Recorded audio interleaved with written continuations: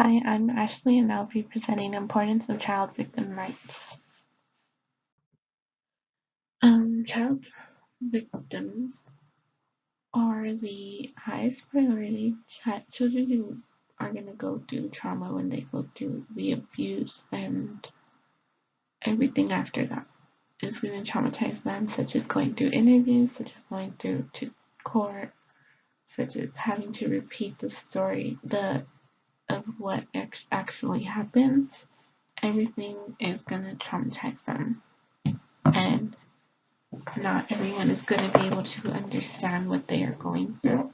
And if they don't understand what they're going through or how they are feeling, how are they going to be able to help them? So, how the predators may know the victim. They may know the victim through their own family, a friend, a family friend, a student, or they may just be some total stranger that they just decided on them. There can be a number of warning signs when that person is close to a family or close to his family member. Yeah, let's go to the next slide.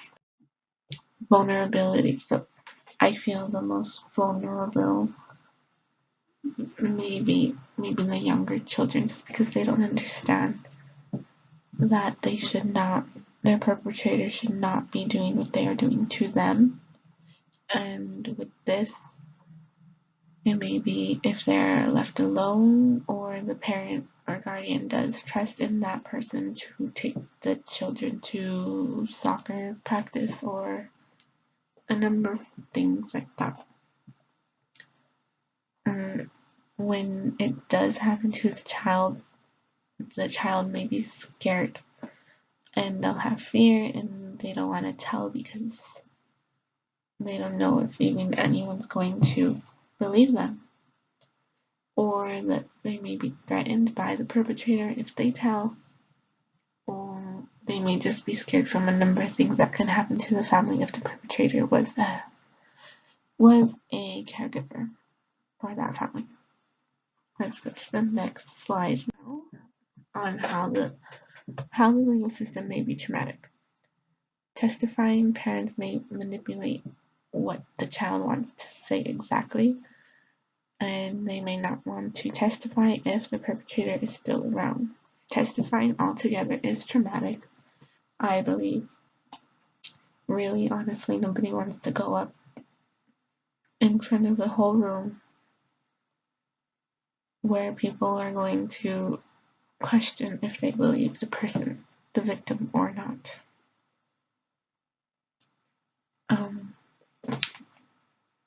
Let's go to the next slide. Interviewing or testifying in court. Depending on the child and their age, they may not want to testify, just because if they're a young age, of course, they're going to be scared. They don't want to go anywhere without their parents or maybe another guardian they have. Interviews after can be taken place at a child advocacy center, and that'll be taken by a forensic interviewer.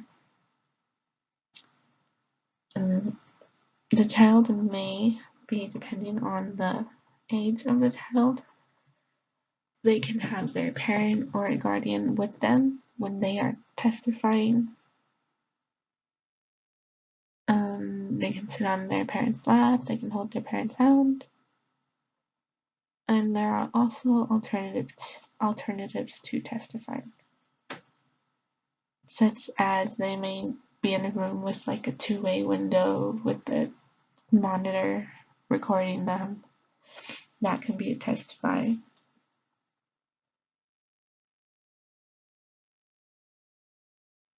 A way to testify. Let's go to the next slide. Identity protection, of course, if the victim does not really know their perpetrator and the perpetrator is a suspect and an actual investigation is active, and the perpetrator wants to maybe get back at the victim, the security of all identity needs to be secured. If a victim is not safe in their own home, then they will be placed first with a relative if they can. If not, then they will be helped and found another place to stay if the house is safe.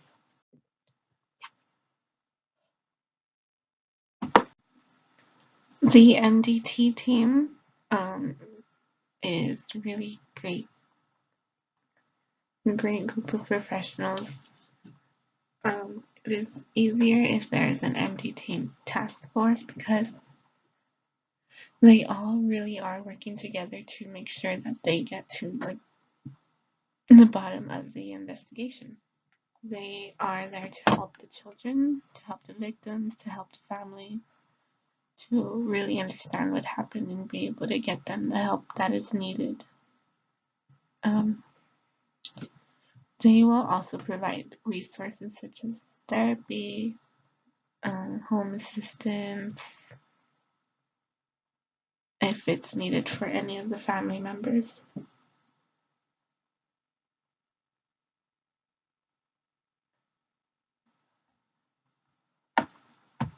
Let's go to the next slide.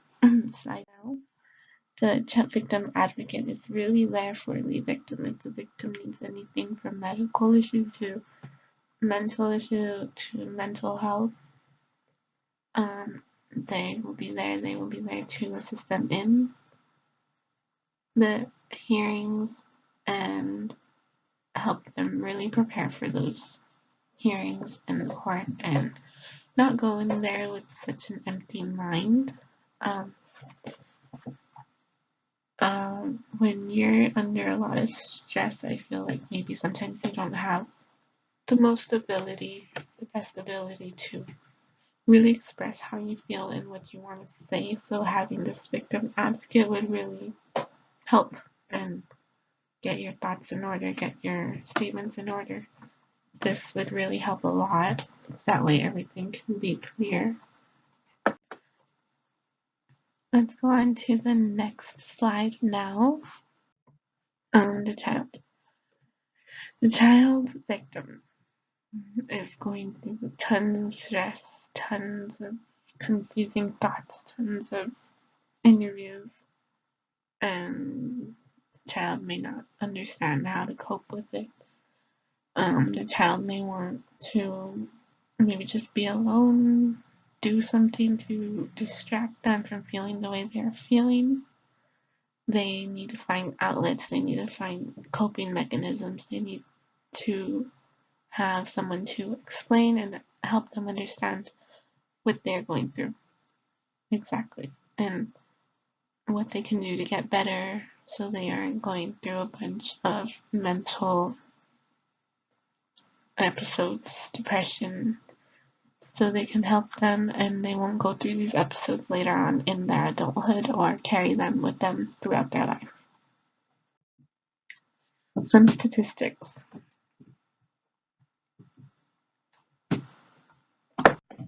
Some of the statistics I found were pretty alarming. I read through several and it's all alarming and just horrible.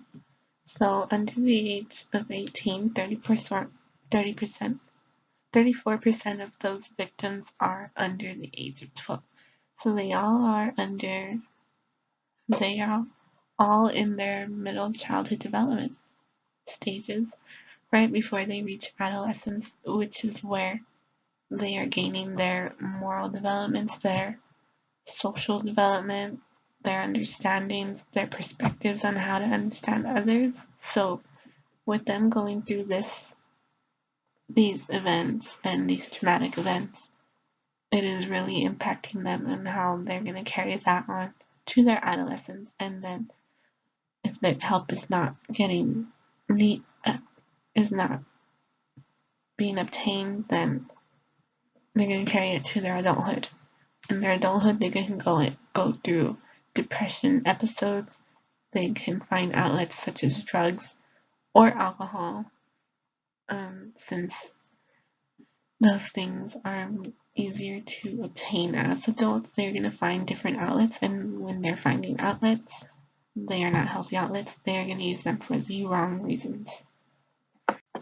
So now let's go on to the next slide. The parents of the child victims. So the parents are also going through stress. They are going through tons of stress. And they also need to find ways for themselves to cope with what has gone on with their child.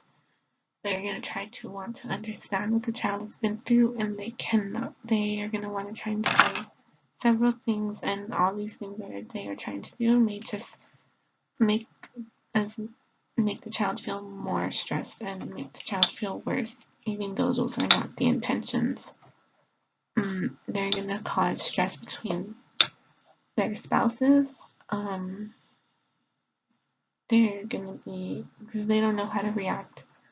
They don't understand what has gone on. Sometimes they may be in denial. They may not be in denial.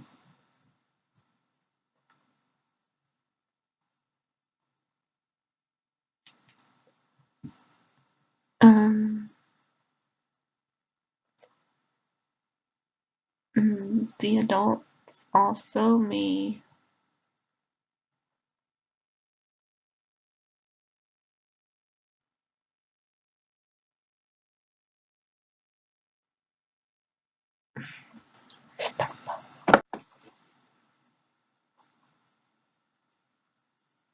Okay, let's go on to the next slide of a personal view from myself. The child is gonna go through tons of stress, tons of trauma, and really they are not gonna understand how to put their thoughts in order, put their statements in order, which is put their feelings in order. Others are not gonna see their point of view. But really, we need to listen to them because they are the ones who went through this traumatic event.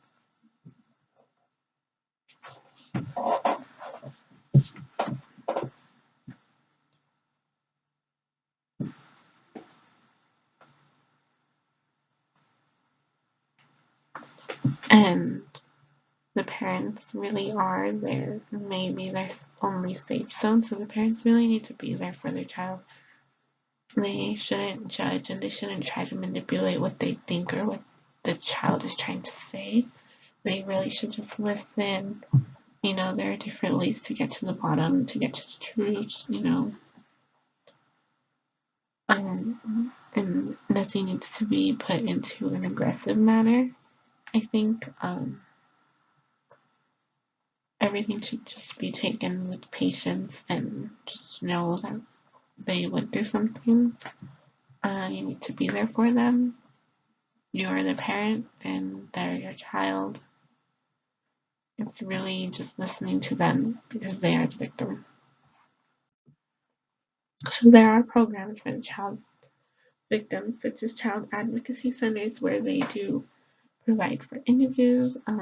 If they need something like further assistance, maybe they could be recommended to a therapist.